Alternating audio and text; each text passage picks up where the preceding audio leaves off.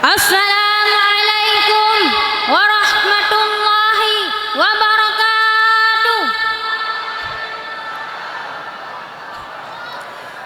Alhamdulillahilladzi anzalal Qur'an hudan linnas wa bainati minal huda wal furqan. Assalatu wassalamu ala khairil insan wa ala alihi wa sahbihi ila yaumil bayan. Puji syukur kepada Allah, Tuhan semesta alam, Tuhan yang telah mengutus nabinya untuk memberi bimbingan, menempuh dan menjalani kehidupan yang diridai oleh Allah, sehingga memperoleh kebahagiaan di dunia dan di akhirat kelak. Salawat dan salam senantiasa Allah curah limpahkan kepada yang mulia, yaitu Nabi Muhammad sallallahu alaihi wasallam, dan juga kepada keluarga dan sahabat beliau sekalian. Kata-kata keta'ziman saya kepada ayahanda rohani kita bersama, yaitu Abu, dan juga kepada Abia dan segenap keluarga besar Dayah Darul Munawarah yang kita cintai bersama.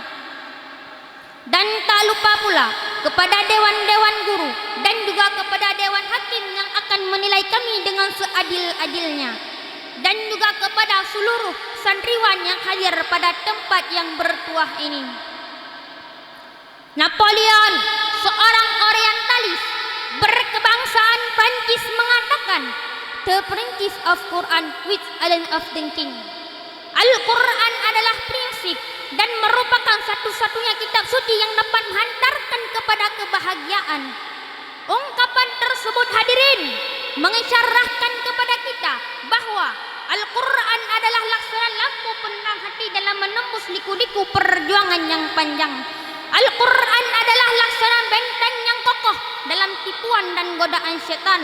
Al-Quran adalah laksana jimat penyelamat dari kesesatan hidup dan kehidupan. Pendek kata, Al-Quran adalah satu-satunya kitab suci yang berisi petunjuk dan kebahagiaan serta senantiasa relevan dengan perkembangan situasi dunia. Oleh karena itu, Rasul mengatakan, "Iqra'u Qur'an fa innahu ya'ti yaumal qiyamah syakiyan bi ashabi."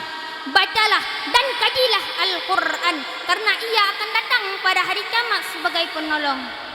Dalam rangka mendirikan Al-Quran sebagai petunjuk dan pedoman hidup kita, pada kesempatan ini saya akan membahas tentang Al-Quran dan rancang bangun masa depan peradaban manusia dengan rujukan surat Yunus ayat 57. Ya ayuhan nas, qad ja'akum mau'izatan min rabbikum wa shifaa'un lamma fis sudur wa hudaw wa rahmatan lil mu'minin. Hai manusia, sesungguhnya telah datang kepadamu pelajaran dari Tuhanmu dan penyembuh bagi segala penyakit yang berada dalam dada serta rahmat bagi orang-orang yang beriman. Hadirin yang dirahmati oleh Allah, ayat tadi dalam ilmu balaghah termasuk kalam khabari au ingkari yang menginformasikan sekaligus menegaskan bahwa sungguh telah datang kepadamu manusia Al-Quran dan mengeluarkan manusia dari kegelapan. Lalu apakah fungsi dan peran Al-Quran tersebut, hadirin, dalam merancang bangun masa depan peradaban manusia? Ayat tadi sebagaimana ditafsirkan oleh Imam As-Sabuni dalam Tafattut Tafsir menjelaskan ada 4 fungsi diturunkannya Al-Quran. Yang pertama, mau'izatan min rabbikum ay mau'izatan min khaliqakum. Al-Quran berfungsi sebagai pelajaran dari Tuhan yang Maha Pengajar. Berkaitan dengan hal tersebut, Imam Al-Ghazali dalam Jawahir Al-Quran mengatakan, seluruh cabang ilmu pengetahuan, baik yang terdahulu maupun kemudian, baik yang diketahui maupun belum, semuanya bersumber dari Al-Quranul Karim. Sebagai bukti, bukankah Al-Quran diturunkannya dengan menggunakan bahasa Arab telah mendorong lahirnya ilmu tata bahasa yang kemudian kita kenal dengan ilmu nahwu dan saraf. Bahkan, bukankah karena Al-Quran menceritakan karakteristik dan suluk-beluk masyarakat mendorong lahirnya ilmu kemasyarakatan yang kemudian kita kenal dengan ilmu sosiologi. Dengan demikian, seluruh cabang ilmu pengetahuan semuanya bersumber dari Al-Qur'anul Karim. Yang kedua, Syifa'ul lamma fis sudur ayashfiha min syirki wa syakki wa jahli. Al-Quran berfungsi sebagai obat penyakit batin, bukan penyakit zahir. Jawabannya hadirin, penyakit zahir memang berbahaya jika tidak diobati, tapi jauh lebih berbahaya kalau kita punya penyakit tapi tidak diobati. Betul hadirin? Dengan demikian, penyakit asma, jantung, tumor memang berbahaya dan dapat merusak tubuh manusia. Tapi penyakit sombong, iri hati, dengki, frustasi, haus kursi itu menghalalkan segala cara untuk mendapatkan jabatan dan popularitas dirinya. Itu jauh lebih berbahaya dan dapat merusak tatanan bangsa dan masyarakat. Oleh karena itu, Al-Quran turun dengan memberikan perintah dan larangan, janji dan ancaman, dan memerintah kepada manusia untuk mentaatinya dan mengamalkan seluruh isinya. Dengan mengamalkan Al-Quran, insya Allah segala penyakit hati akan terkikis habis dari diri kita. Pantas kalau Abu Faridah Muhammad Ijad dalam bukunya Al-Nasaka bil Quran mengatakan, Al-Quran adalah obat yang paling sempurna bagi segala penyakit, baik penyakit zahir maupun penyakit batin. Yang ketiga, huda ay hidayah minat dalal. Al-Quran berfungsi sebagai petunjuk bagi manusia dari kesesatan. Al-Quran diturunkan Allah untuk memberikan petunjuk kepada manusia, membimbing dan membawanya kepada keselamatan, baik di dunia terlebih lagi di akhirat. Oleh karena itu, kalau manusia sudah memahami isi Al-Quran, menjadikan petunjuk kehidupan serta mengamalkan dalam hidup keseharian, maka perilakunya dipastikan tidak bertentangan dengan ajaran Tuhan, siapapun dia dan apapun posisi dia.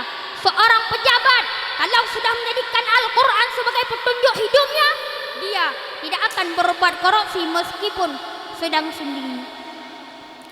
Seorang suami kalau sudah menjadikan Al-Quran sebagai petunjuk hidupnya, dia tidak akan berbuat selingkuh meskipun sedang sendiri. Demikian pula seorang pemuda dan pemudi yang lagi asyik bermadu kasih, kalau sudah menjadikan Al-Quran sebagai petunjuk hidupnya, dia tidak akan berbuat macam-macam meskipun keadaan mendukung senyap dan sepi. Betul hadirin? Yang keempat, rahmatan lil mu'minin ay rahmatan li ahlil iman. Al-Quran berfungsi sebagai rahmat bagi insan yang beriman. Artinya, kalau Al-Quran sudah kita baca isinya, dipahami ajarannya, serta diamalkan petunjuknya, maka ia akan menciptakan ketenangan bagi kita, jauh daripada rasa resah dan gelisah, siap menghadapi berbagai problematika hidup dan kehidupan, serta mampu menghantarkan kita kepada keselamatan baik di dunia terlebih lagi di akhirat. Oleh karena itu, dari uraian ini dapat disimpulkan bahwa Al-Quran merupakan firman Allah yang berfungsi sebagai pelajaran, obat, petunjuk dan rahmat dalam merancang bangun masa depan peradaban manusia.